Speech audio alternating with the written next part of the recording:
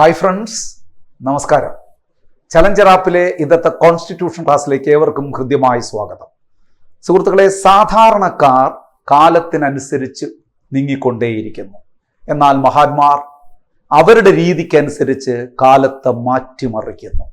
നിങ്ങൾക്കും കഴിയും പുതിയ ചരിത്ര വിജയം സൃഷ്ടിക്കാൻ, അങ്ങനെ മഹത്വത്തിലേക്ക് നടന്നെടുക്കാൻ. അങ്ങനെ എല്ലാവർക്കും കഴിയട്ടെ. അതിന് നിരന്തരമായ പരിശീലനവും നിരന്തരമായ പഠനവും നിരന്തരമായ ആത്മസംയമനവും ആവശ്യമാണ് എന്ന് ഓർമ്മിപ്പിച്ചുകൊണ്ട് ഇന്നത്തെ ക്ലാസ്സിലേക്ക് ഏവരെയും ഏറെ സ്നേഹത്തോടെ ഞാൻ ക്ഷണിക്കുന്നു.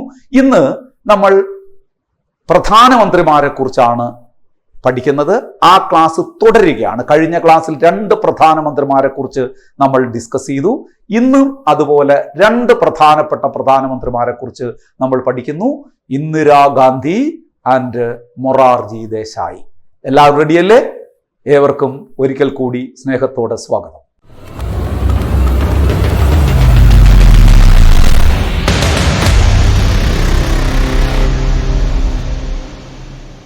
സുഹൃത്തുക്കളെ, ഇന്ന് ഇന്ത്യയുടെ പ്രധാനമന്ത്രിമാർ എന്ന ആ ടോപ്പിക്ക് തുടരുകയാണ് നമ്മൾ. കഴിഞ്ഞ ക്ലാസ്സിൽ ഇന്ത്യയുടെ 2 പ്രധാനമന്ത്രിമാരെ കുറിച്ച് നമ്മൾ വിശദമായി ചർച്ച ചെയ്തു. അതായത് ജവഹർലാൽ നെഹ്റുവിനെ കുറിച്ച്, ആദ്യത്തെ പ്രധാനമന്ത്രിയായ ജവഹർലാൽ നെഹ്റുവിനെ കുറിച്ചും രണ്ടാമത്തെ പ്രധാനമന്ത്രിയായ ലാൽ ബഹദൂർ ശാസ്ത്രി. അതിനിടയ്ക്ക് ഒരു ആക്ടിംഗ് പ്രധാനമന്ത്രി ഉണ്ടായിരുന്നു, ഗുൽസാർലാൽ നന്ദ. അത് ഞാൻ നിങ്ങളോട് സൂചിപ്പിച്ചതാണ്. അപ്പൊ ഇന്ന് നമുക്ക് ഇതുപോലെ വളരെ വളരെ പ്രധാനപ്പെട്ട 2 പേരെ കുറിച്ച് പഠിക്കേണ്ടതായിട്ടുണ്ട്. ഈ 2 പേരും വളരെ പ്രധാനപ്പെട്ട പ്രധാനമന്ത്രിമാരായിരുന്നു. PSCയെ സംബന്ധിച്ചിടത്തോളം ഏറെ ചോദ്യങ്ങൾ വരുന്ന 2 പ്രധാനമന്ത്രിമാരാണ് ഇന്ന് നമ്മൾ ഡിസ്കസ് ചെയ്യാൻ പോകുന്ന ഇന്ദിരാഗാന്ധിയും അതുപോലെ തന്നെ മൊറാർജി ദേശായിയും. ഇന്ദിരാഗാന്ധി ഒരുപാട് പ്രാധാന്യമുള്ള ഒരു പ്രധാനമന്ത്രിയാണ്. PSCയുടെ പ്രീവിയസ് ചോദ്യ പേപ്പറുകളൊക്കെ നിങ്ങൾ പരിശോധിച്ച് നോക്കിക്കഴിഞ്ഞാൽ ഇന്ദിരാഗാന്ധിയെക്കുറിച്ചും ഇന്ദിരാഗാന്ധിയുടെ കാലഘട്ടത്തിലെ പ്രധാനപ്പെട്ട സംഭവങ്ങളെക്കുറിച്ചും ഒക്കെ നിരന്തരം പരീക്ഷകൾക്ക് ചോദിച്ചു കൊണ്ടിരിക്കുന്ന ഒരു രീതി ഉണ്ട് എന്ന് നിങ്ങൾക്ക് മനസ്സിലാവും.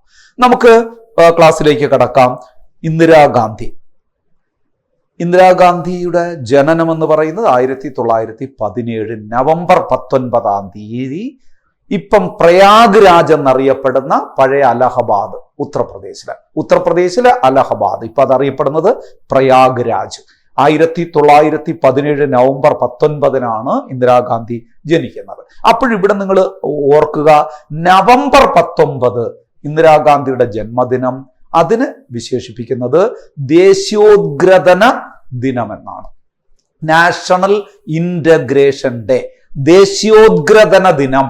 ഈ പേരുകൾ മറക്കരുത്. നമ്മുടെ ജവഹർലാൽ നെഹ്റുവിന്റെ ജന്മദിനം ശിശുദിനമായി നമ്മൾ നവംബർ 14 പറഞ്ഞു. ഇന്ദിരാഗാന്ധിയുടെ ജന്മദിനമായ നവംബർ 19 ഒരുപാട് പരീക്ഷയ്ക്ക് ചോദിച്ചിട്ടുണ്ട്.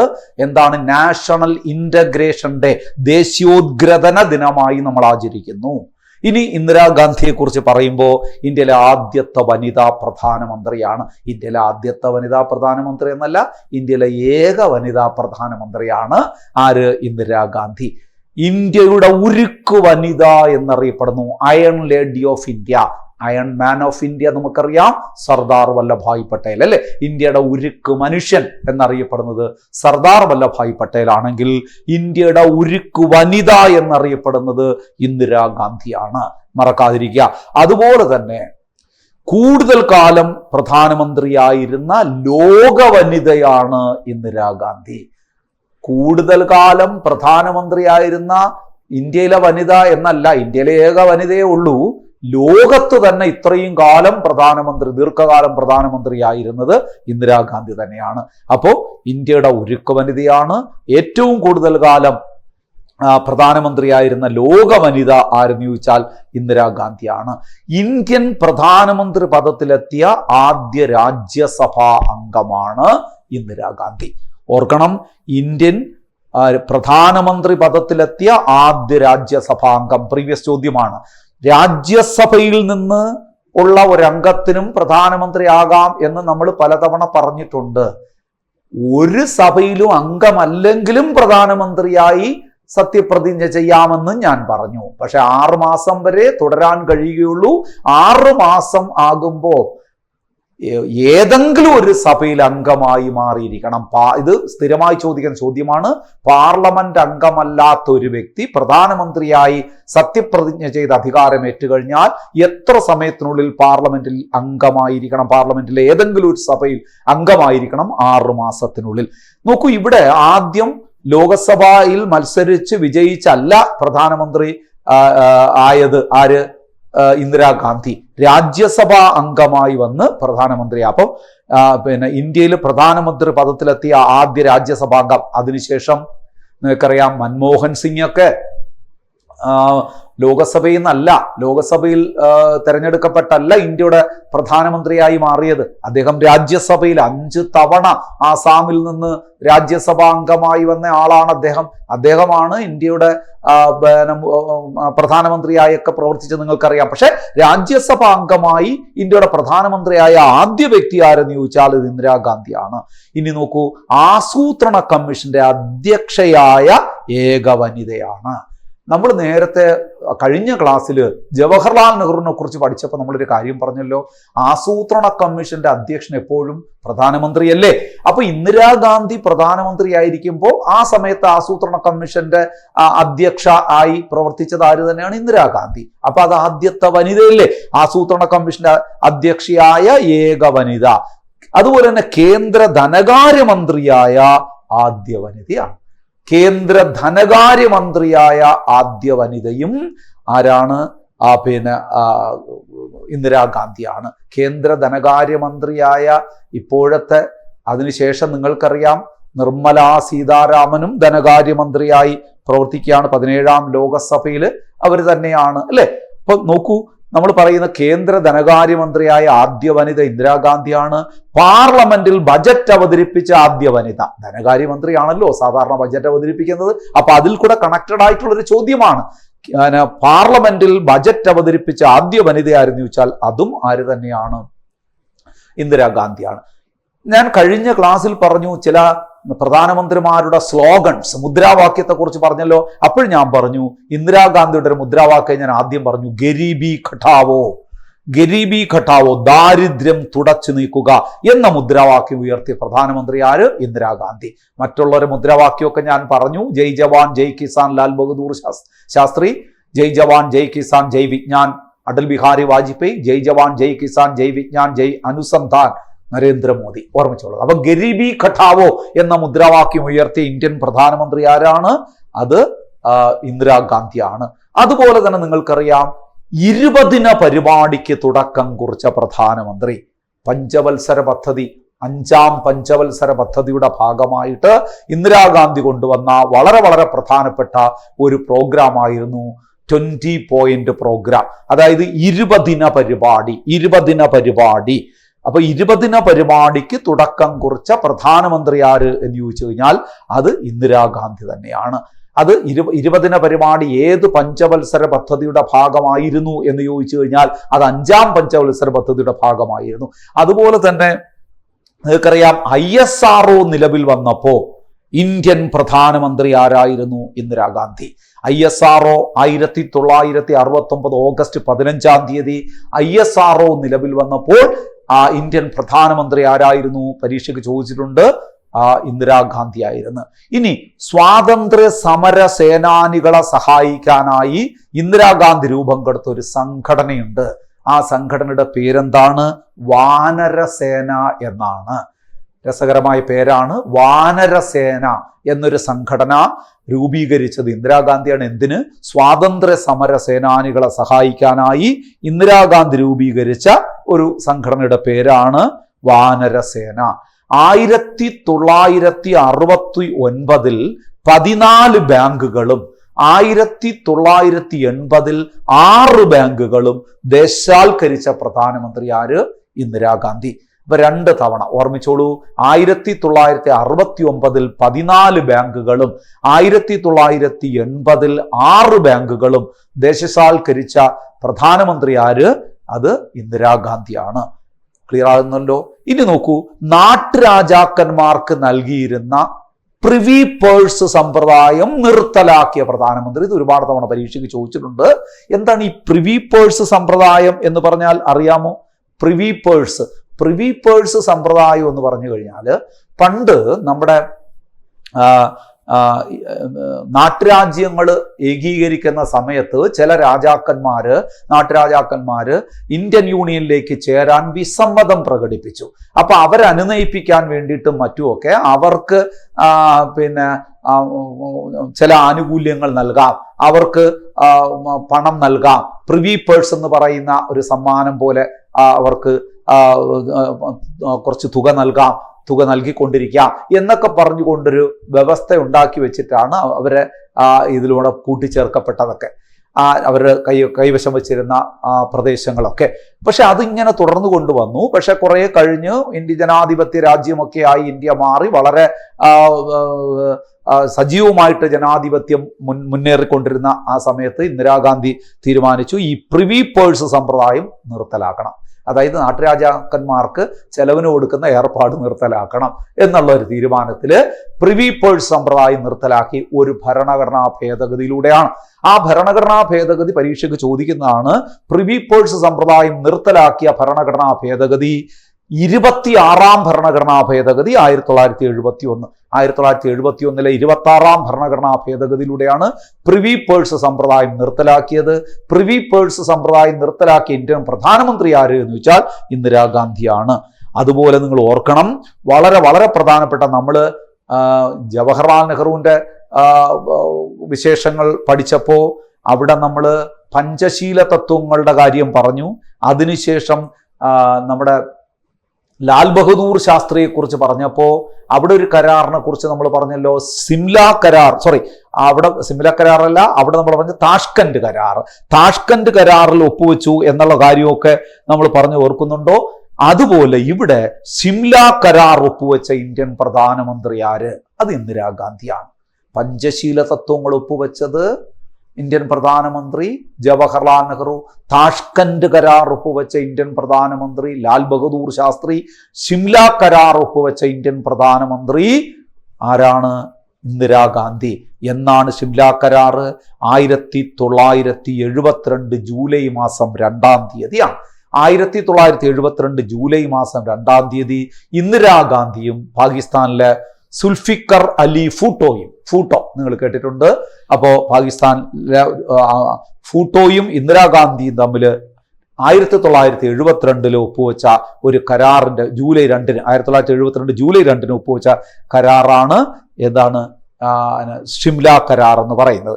ഷിംല എന്ന് പറഞ്ഞാൽ നിങ്ങൾക്കറിയാം, ഹിമാചൽ പ്രദേശിന്റെ തലസ്ഥാനമാണ് ഷിംല എന്ന് പറയുന്നത്. ആ ഹിമാചൽ പ്രദേശിന്റെ തലസ്ഥാനമായ ഷിംലയിൽ വെച്ച് ഇന്ദിരാഗാന്ധിയും സുൽഫിക്കർ അലി ഫൂട്ടോയും തമ്മിൽ, പാകിസ്ഥാൻ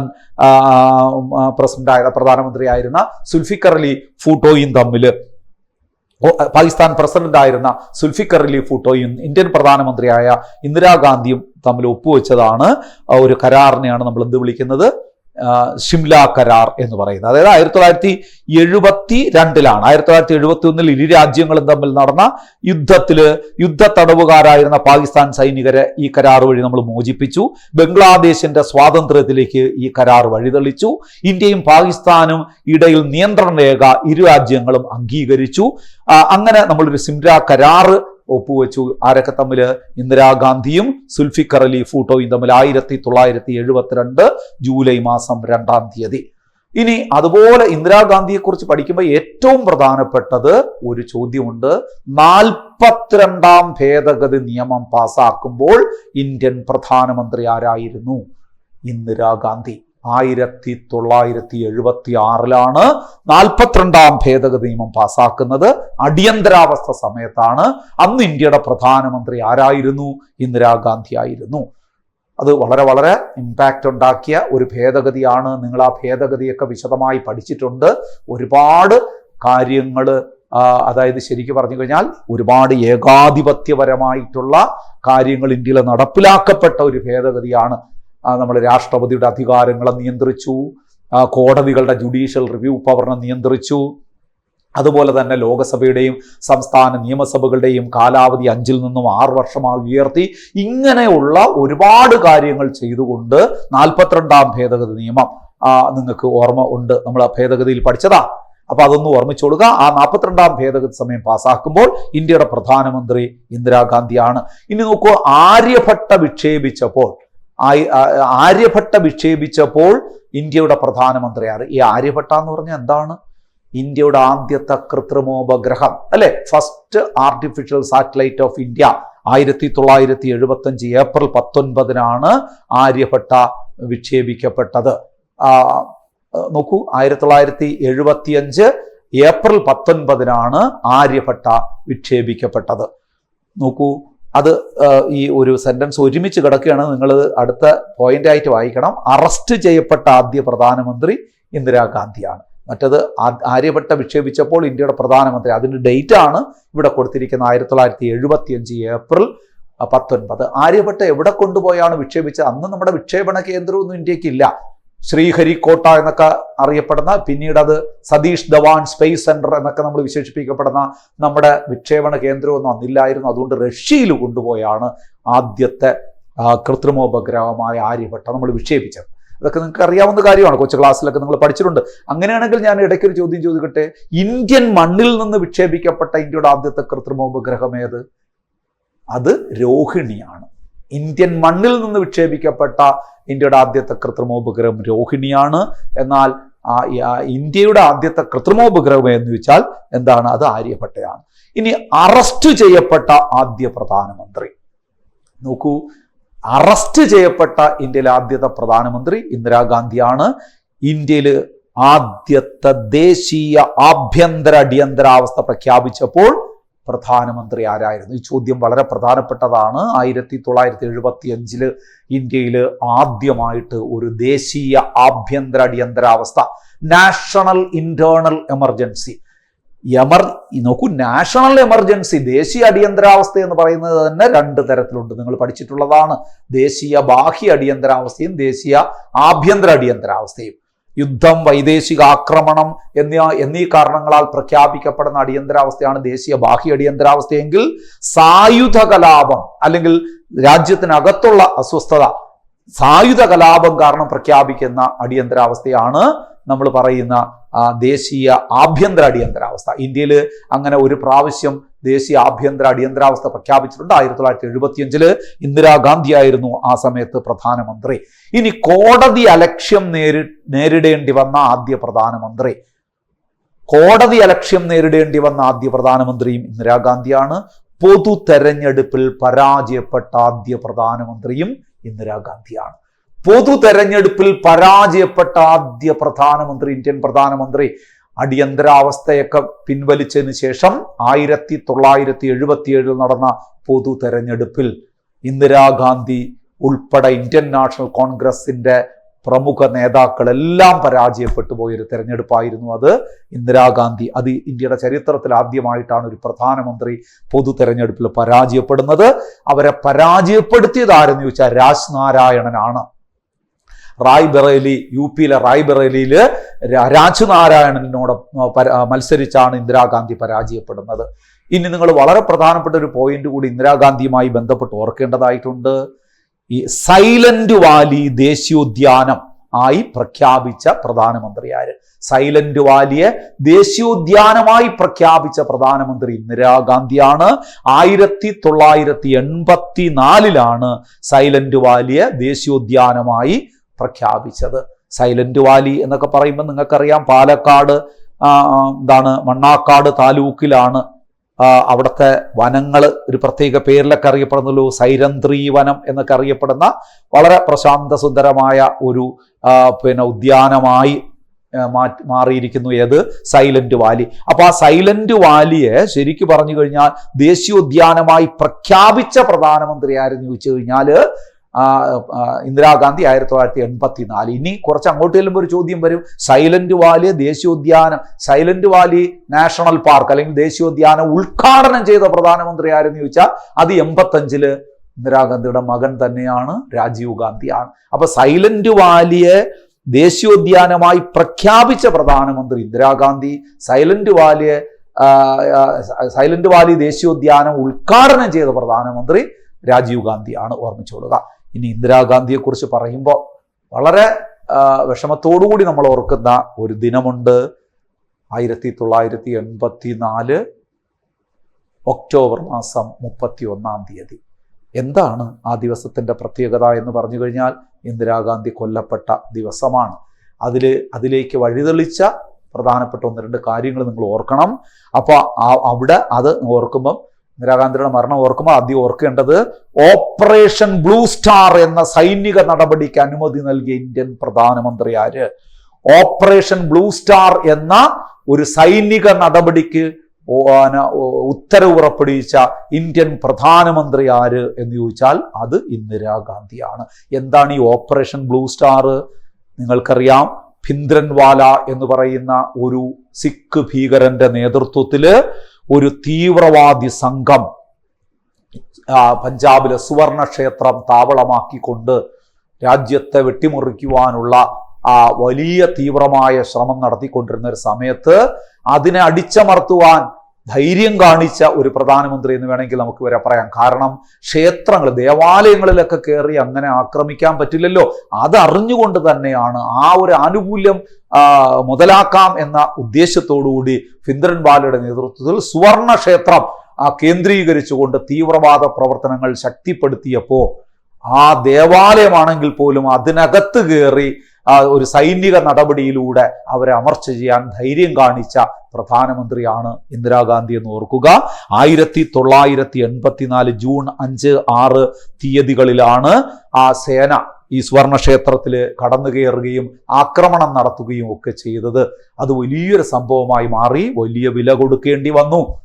നമ്മുടെ രാജ്യത്തിന്, ഇന്ദിരാഗാന്ധിക്ക് ജീവൻ തന്നെ ബലി കൊടുക്കേണ്ടി വന്നു. ഈ ഓപ്പറേഷൻ ബ്ലൂ സ്റ്റാറിന്റെ ഭാഗമായിട്ട് 1984 ഒക്ടോബർ 31 സിഖ് തീവ്രവാദികളുടെ എന്ന് പറഞ്ഞാൽ അവരുടെ അംഗരക്ഷകരായി ഇരുന്ന സിഖുകാരുടെ വെടിയേറ്റ് ഇന്ദിരാഗാന്ധി കൊല ചെയ്യപ്പെടുകയാണ്.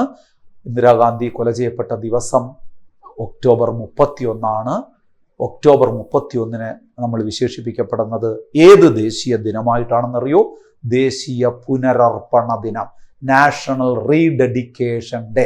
ഇന്ദിരാഗാന്ധിയുടെ ജന്മദിനം നവംബർ 19-ാം തീയതി നമ്മൾ എന്ത് ദിനമായിട്ടാണ് ആചരിച്ചത്? ദേശീയോദ്ഗ്രഥന ദിനമായിട്ടാണ് ഇന്ദിരാഗാന്ധിയുടെ ജന്മദിനത്തെ നമ്മൾ നവംബർ 19 നമ്മൾ ദേശീയോദ്ഗ്രഥന ദിനമായി ആചരിച്ചപ്പോൾ ഇന്ദിരാഗാന്ധിയുടെ ചരമദിനമായ ഒക്ടോബർ 31 ദേശീയ പുനരർപ്പണ ദിനമായി നമ്മൾ ആചരിക്കുന്നു. സുഹൃത്തുക്കളെ, ഈ ഒക്ടോബർ 31 എന്ന് പറയുമ്പോൾ നിങ്ങൾ ഒരു കാര്യം ഓർമ്മിച്ചോളുക. ഈ ഒക്ടോബർ 31 മറ്റൊരു പ്രമുഖ വ്യക്തിയുടെ ജന്മദിനം കൂടിയാണ്. ആരുടെ? സർദാർ വല്ലഭായ് പട്ടേലിന്റെ. ആ സർദാർ വല്ലഭായ് പട്ടേലിന്റെ ജന്മദിനമായതുകൊണ്ട് ആ ദിനത്തെ നമ്മൾ മറ്റൊരു പേരിൽ വിശേഷിപ്പിക്കുന്നു, മറ്റൊരു ദേശീയ ദിനമായി ആചരിക്കുന്നു. അതാണ് യൂണിറ്റിയുടെ, നാഷണൽ യൂണിറ്റിയുടെ, രാഷ്ട്രീയ ഏകതാ ദിനമായും. അപ്പോൾ ഒരു പ്രമുഖ വ്യക്തിയുടെ ചരമദിനമാണ് ഒക്ടോബർ 31, മറ്റൊരു പ്രമുഖ വ്യക്തിയുടെ ജന്മദിനമാണ് ഒക്ടോബർ 31. ഇന്ദിരാഗാന്ധിയുടെ ചരമദിനവും സർദാർ വല്ലഭായ് പട്ടേലിന്റെ ജന്മദിനവും ഒക്ടോബർ 31. ഇന്ദിരാഗാന്ധിയുടെ ചരമദിനമായതുകൊണ്ട് ദേശീയ പുനരർപ്പണ ദിനം, നാഷണൽ റീഡെഡിക്കേഷൻ ഡേ ആയിട്ട് നമ്മൾ ആചരിക്കുമ്പോൾ സർദാർ വല്ലഭായ് പട്ടേലിന്റെ ജന്മദിനമായതുകൊണ്ട് നാഷണൽ യൂണിറ്റി ഡേ, രാഷ്ട്രീയ ഏകതാ ദിനമായി നമ്മൾ ആചരിക്കുന്നത്. അത് ജസ്റ്റ് ഒന്ന് ഓർമ്മിച്ച് വെച്ചോളുക. ഇനി ഇന്ദിരാഗാന്ധിയുടെ കൊലപാതകത്തെ പറ്റി അന്വേഷിക്കാനായി നിയമിക്കപ്പെട്ട ഒരു കമ്മീഷൻ, പരീക്ഷയ്ക്ക് ഒരുപാട് തവണ ചോദിച്ചിട്ടുണ്ട്. ഇന്ദിരാഗാന്ധിയുടെ കൊലപാതകത്തെക്കുറിച്ച് അന്വേഷിക്കാനായി നിയമിക്കപ്പെട്ട കമ്മീഷൻ താക്കർ കമ്മീഷനാണ്. 1984 തന്നെയാണ് താക്കർ കമ്മീഷൻ. ഇനി മറ്റൊരു കമ്മീഷനെ കുറിച്ച് കൂടി നിങ്ങളോട് ഓർക്കണം. 1975 അടിയന്തരാവസ്ഥയിലെ അതിക്രമങ്ങളെ കുറിച്ച് അന്വേഷിക്കാനായി നിയമിക്കപ്പെട്ട ഒരു കമ്മീഷനുണ്ട്. ആ കമ്മീഷൻ ഷാ കമ്മീഷനാണ്. അപ്പൊ അടിയന്തരാവസ്ഥയുമായി ബന്ധപ്പെട്ട അതിക്രമങ്ങളെ കുറിച്ച് അന്വേഷിക്കാനായി നിയമിക്കപ്പെട്ട കമ്മീഷൻ അത് ഷാ കമ്മീഷനാണ്. പക്ഷെ ഇന്ദിരാഗാന്ധിയുടെ കൊലപാതകത്തെ കുറിച്ച് അന്വേഷിക്കാനായിട്ട് നിയമിക്കപ്പെട്ട കമ്മീഷൻ താക്കർ കമ്മീഷനാണ്. ഇനി ഇന്ദിരാഗാന്ധിയെക്കുറിച്ച് പറയുമ്പോൾ പല തവണ തപാൽ സ്റ്റാമ്പിൽ പ്രത്യക്ഷപ്പെട്ട ഇന്ത്യൻ വനിതയാണ് ഇന്ദിരാഗാന്ധി. പല തവണ തപാൽ സ്റ്റാമ്പിൽ പ്രത്യക്ഷപ്പെട്ട, ഒരു തവണയല്ല നിരവധി തവണ തപാൽ സ്റ്റാമ്പിൽ പ്രത്യക്ഷപ്പെട്ട പ്രധാനമന്ത്രിയാണ് ഇന്ദിരാഗാന്ധി. ഇന്ദിരാഗാന്ധി അന്ത്യവിശ്രമം കൊള്ളുന്ന സ്ഥലം ശക്തിസ്ഥൽ ആണ്. എവിടെയാണ് ഇന്ദിരാഗാന്ധി അന്ത്യവിശ്രമം കൊള്ളുന്ന സ്ഥലം? ശക്തിസ്ഥൽ ആണ്, അത് മറക്കാതിരിക്കുക. നമ്മുടെ ജവഹർലാൽ നെഹ്റു അന്ത്യവിശ്രമം കൊള്ളുന്ന സ്ഥലം എവിടെയാണ് നമ്മൾ പഠിച്ചു? അത് ശാന്തിവനമാണ്. ശാന്തിവനം. ഇന്ദിരാഗാന്ധി അന്ത്യവിശ്രമം കൊള്ളുന്ന സ്ഥലം എവിടെയാണ്? ശക്തിസ്ഥൽ ആണ്. ആ പേര് മറക്കാതിരിക്കുക, ശക്തിസ്ഥൽ. ഇതിനിടയ്ക്ക് ഒരാളുടെ കാര്യം നമ്മൾ പറഞ്ഞല്ലോ, ലാൽ ബഹദൂർ ശാസ്ത്രി അന്ത്യവിശ്രമം കൊള്ളുന്നത് അത് വിജയ്ഘട്ട്. അപ്പൊ ശാന്തിവനം ജവഹർലാൽ നെഹ്റു, വിജയ്ഘട്ട് ലാൽ ബഹദൂർ ശാസ്ത്രി, ശക്തിസ്ഥൽ ഇന്ദിരാഗാന്ധി. ഈ അന്ത്യവിശ്രമം കൊള്ളുന്ന സ്ഥലങ്ങളൊക്കെ പരീക്ഷയ്ക്ക് ചോദിക്കാറുണ്ട് കേട്ടോ. അപ്പോ ഇന്ദിരാഗാന്ധിയുടെ പ്രസിദ്ധമായ കൃതികൾ കൂടി നിങ്ങൾ ഓർക്കുക. My truth, eternal India, remembered moments, on people and problems. ഇതൊക്കെയാണ് പ്രധാനപ്പെട്ട കൃതികൾ. My truth, eternal India, remembered moments, on people and problems ഇന്ദിരാഗാന്ധിയുടെ പ്രധാനപ്പെട്ട കൃതികൾ. അപ്പൊ ഇന്ദിരാഗാന്ധിയുമായി ബന്ധപ്പെട്ട് ഒരുപാട് കാര്യങ്ങൾ നമ്മൾ ഡിസ്കസ് ചെയ്തു. നിങ്ങൾക്കത് മനസ്സിലായിട്ടുണ്ടാവും എന്ന് വിശ്വസിക്കുന്നു. സുഹൃത്തുക്കളെ, ഒരാളെ കുറിച്ച് കൂടി ഈ ക്ലാസ്സിൽ നമ്മൾ പഠിക്കേണ്ടതായിട്ടുണ്ട്. മൊറാർജി ദേശായി.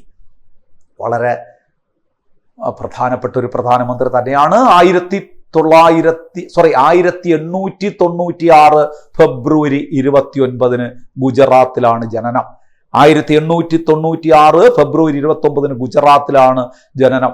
മൊറാർജി ദേശായിയെ കുറിച്ച് പറയുമ്പം പ്രധാനമായിട്ട് നിങ്ങൾ ഓർക്കേണ്ടത് ഇന്ത്യയിലെ ആദ്യത്തെ കോൺഗ്രസ് ഇതര പ്രധാനമന്ത്രി, കോൺഗ്രസ് അല്ലാത്ത non Congress prime minister, first non Congress prime minister in India. ഇന്ത്യയിലെ ആദ്യത്തെ കോൺഗ്രസ് ഇതര പ്രധാനമന്ത്രി ആര്?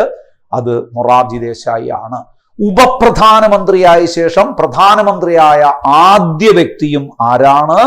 നമ്മുടെ മൊറാർജി ദേശായിയാണ്.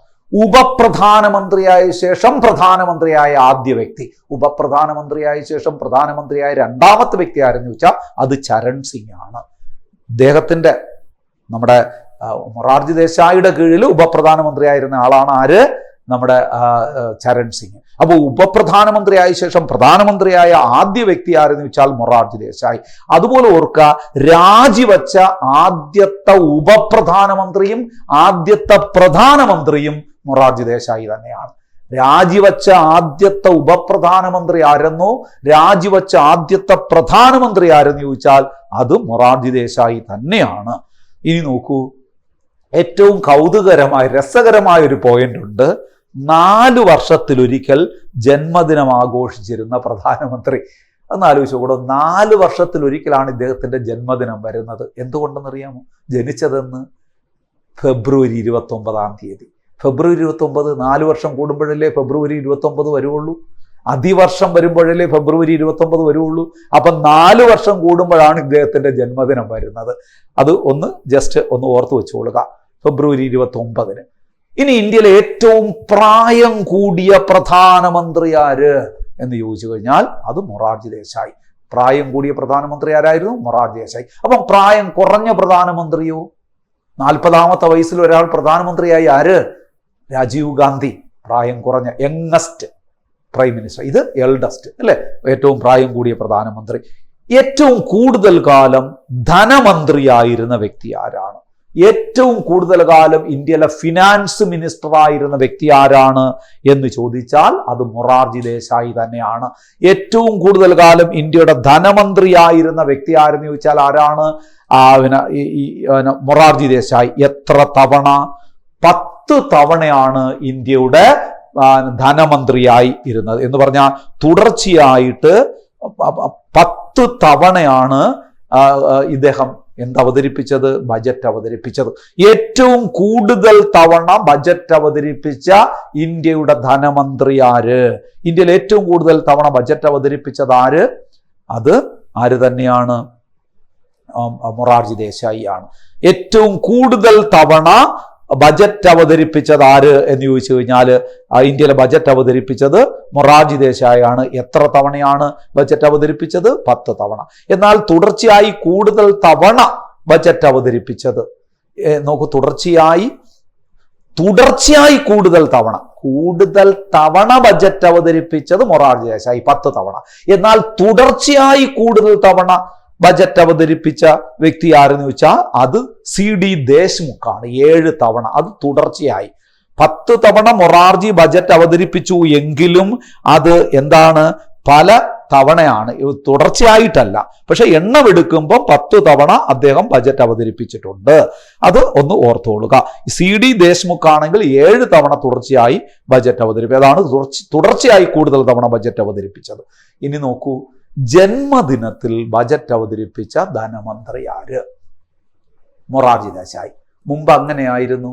ഫെബ്രുവരി മാസത്തിലെ ഏറ്റവും ഒടുവിലത്തെ വർക്കിംഗ് ഡേ ആയിരുന്നു മുമ്പ് ബജറ്റ് അവതരിപ്പിച്ചത്. ഇപ്പം ഫെബ്രുവരി 1-നാണ് ബജറ്റ് അവതരിപ്പിക്കുന്നത്. മറ്റത് ഫെബ്രുവരി മാസം ഏറ്റവും ഒടുവിലത്തെ ദിവസം 29 ഒക്കെയാണ്. വരുമ്പം 4 വർഷം കഴിയുമ്പോൾ 29 വരുമില്ലേ. അപ്പം ജന്മദിനത്തിൽ, ഇദ്ദേഹത്തിന്റെ ജന്മദിനമാണ്, ജന്മദിനത്തിൽ ബജറ്റ് അവതരിപ്പിച്ച ധനമന്ത്രി ആരെന്ന് ചോദിച്ചാൽ മൊറാർജി ദേശായി. ഇനി പ്രകൃതി ചികിത്സകനായ പ്രധാനമന്ത്രി ആരാണ്? പ്രകൃതി ചികിത്സകനായ പ്രധാനമന്ത്രി ആര് എന്ന് ചോദിച്ചു കഴിഞ്ഞാൽ അത് മൊറാർജി ദേശായി ആണ്. പ്രകൃതി ചികിത്സകനായ പ്രധാനമന്ത്രി ആര് എന്ന് ചോദിച്ചു കഴിഞ്ഞാൽ അത് മൊറാർജി ദേശായി ആണ്. ഇനി നിങ്ങൾ ഓർക്കുക, റോളിംഗ് പ്ലാൻ നടപ്പിലാക്കിയ പ്രധാനമന്ത്രി ആര്? റോളിംഗ് പ്ലാൻ നടപ്പിലാക്കിയ പ്രധാനമന്ത്രി ആര് എന്ന് ചോദിച്ചു കഴിഞ്ഞാൽ അത് ആരാണ്? നമ്മുടെ മൊറാർജി ദേശായി ആണ്. അതായത് നിങ്ങൾക്കറിയാം, ജനതാ ഗവൺമെന്റിന്റെ കാലത്താണ് ശരിക്കും റോളിംഗ് പ്ലാൻ വന്നത്. 1977-78 5ാം പഞ്ചവത്സര പദ്ധതി അവസാനിക്കുകയും 1978-73 കാലഘട്ടത്തിൽ 6ാം പഞ്ചവത്സര പദ്ധതി ആരംഭിക്കുകയും ചെയ്തു എന്നുള്ള കാര്യം നിങ്ങൾക്കറിയാം.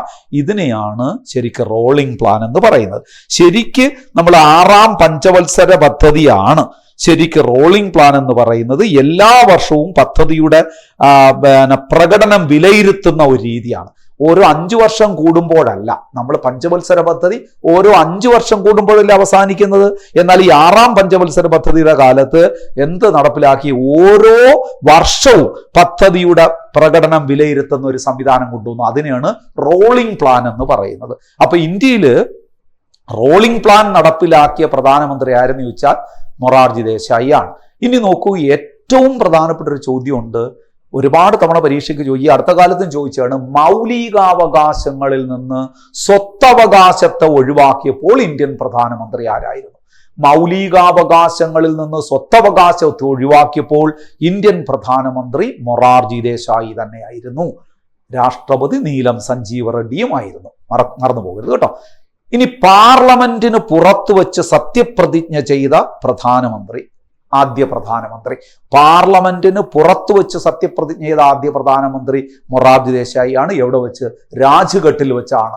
77 അദ്ദേഹം പ്രധാനമന്ത്രിയായി ചാർജ് എടുത്തത്. രാജ്ഘട്ടിൽ വെച്ച് സത്യപ്രതിജ്ഞ ചെയ്താണ് പ്രധാനമന്ത്രിയായി മാറിയത്. എന്നാണ് ഇദ്ദേഹത്തിന് ഭാരതരത്ന ലഭിക്കുന്നത്. 1991 മൊറാർജി ദേശായിക്ക് ഭാരതരത്ന ലഭിക്കുന്നത്. ഇനി നോക്കൂ, ഭാരതരത്നം ഇന്ത്യയുടെ ഏറ്റവും പരമോന്നതമായ ഭാരതരത്നം, അതുപോലെ തന്നെ പാകിസ്ഥാനിലെ പരമോന്നതമായ പുരസ്കാരവും, ഇത് രണ്ടും ഇദ്ദേഹത്തിന് ലഭിച്ചിട്ടുണ്ട്. അതായത് ഇന്ത്യയുടെ ഏറ്റവും പരമോന്നതമായ പുരസ്കാര സിവിലിയൻ അവാർഡായ ഭാരതരത്നവും പാകിസ്ഥാനിലെ നിഷാൻ, എന്താണത്? നിഷാൻ ഇൻ പാകിസ്ഥാൻ. ഭാരതരത്ന ഇന്ത്യ ഇവിടെ എഴുതിയിരിക്കുന്നത് ഒന്ന് അഡ്ജസ്റ്റ് ചെയ്ത് വായിക്കണം കേട്ടോ. ഇന്ത്യയുടെ ഭാരതരത്നവും പാകിസ്ഥാനിലെ നിഷാൻ ഇ പാകിസ്ഥാൻ, ഇവിടെ നിഷാൻ പാകിസ്ഥാൻ എന്നാണ് എഴുതിയിരിക്കുന്നത്. അതൊന്ന് കറക്റ്റ് ചെയ്തോളാം. നിഷാൻ ഇ പാകിസ്ഥാൻ എന്നീ പുരസ്കാരം, അത് പാകിസ്ഥാനിലെ പരമോന്നതമായ പുരസ്കാരത്തിന്റെ പേരാണ് നിഷാൻ ഇ പാകിസ്ഥാൻ. പാകിസ്ഥാന്റെ പരമോന്നത സിവിലിയൻ അവാർഡ്. ശ്രദ്ധിക്കണം, ഇന്ത്യയുടെ പരമോന്നതമായ സിവിലിയൻ അവാർഡ് ഭാരതരത്ന, പാകിസ്ഥാനിലെ പരമോന്നതമായ സിവിലിയൻ അവാർഡ് നിഷാൻ ഇ പാകിസ്ഥാൻ. ഈ 2 പുരസ്കാരവും ലഭിച്ച ഏക വ്യക്തി മൊറാർജി ദേശായിയാണ്. ഇന്ത്യയുടെ പരമോന്നതമായ സിവിലിയൻ അവാർഡായ ഭാരതരത്നവും പാകിസ്ഥാനിലെ പരമോന്നതമായ സിവിലിയൻ അവാർഡായ നിഷാൻ ഇ പാകിസ്ഥാനും ലഭിച്ചത് ഏക വ്യക്തി ആര് തന്നെയാണ്? മൊറാർജി ദേശായി. ഇദ്ദേഹത്തിന്റെ ആത്മകഥ സ്റ്റോറി ഓഫ് മൈ ലൈഫ് എന്നാണ്. എൻ്റെ ജീവിതകഥ, സ്റ്റോറി ഓഫ് മൈ ലൈഫ് മൊറാർജിയുടെ എന്താണ്? ആത്മകഥയാണ്. ഇദ്ദേഹം എന്നാണ് ചരമമടയുന്നത്? 1995 ഏപ്രിൽ 10-ാം തീയതി. 1992 ഏപ്രിൽ 10-ാം തീയതിയാണ്. ഇദ്ദേഹം അന്ത്യവിശ്രമം കൊള്ളുന്ന സ്ഥലം എവിടെയാണ്? അഭയഘട്ടാണ്. മറക്കരുത്, അന്ത്യവിശ്രമം കൊള്ളുന്ന സ്ഥലങ്ങൾ പരീക്ഷയ്ക്ക് ചോദിക്കും. അഭയഘട്ടാണ് ഇദ്ദേഹം അന്ത്യവിശ്രമം കൊള്ളുന്ന സ്ഥലം. ഇന്ദിരാഗാന്ധി അന്ത്യവിശ്രമം കൊള്ളുന്ന സ്ഥലം ശക്തിസ്ഥലാണ് നമ്മൾ പറഞ്ഞു. ശക്തിസ്ഥൽ ഇന്ദിരാഗാന്ധി അന്ത്യവിശ്രമം കൊള്ളുന്ന സ്ഥലമെന്ന് പറഞ്ഞു. ലാൽ ബഹദൂർ ശാസ്ത്രി അന്ത്യവിശ്രമം കൊള്ളുന്ന സ്ഥലം വിജയഘട്ട് എന്ന് പറഞ്ഞു. അതുപോലെ തന്നെ ജവഹർലാൽ നെഹ്റു അന്ത്യവിശ്രമം കൊള്ളുന്നത് ശാന്തിവനം. ഈ നമ്മൾ പറഞ്ഞ 4 പ്രധാനമന്ത്രിമാരും അന്ത്യവിശ്രമം കൊള്ളുന്ന സ്ഥലം നമ്മൾ പറഞ്ഞു, പരീക്ഷയ്ക്ക് ചോദിക്കുന്നതാണത്.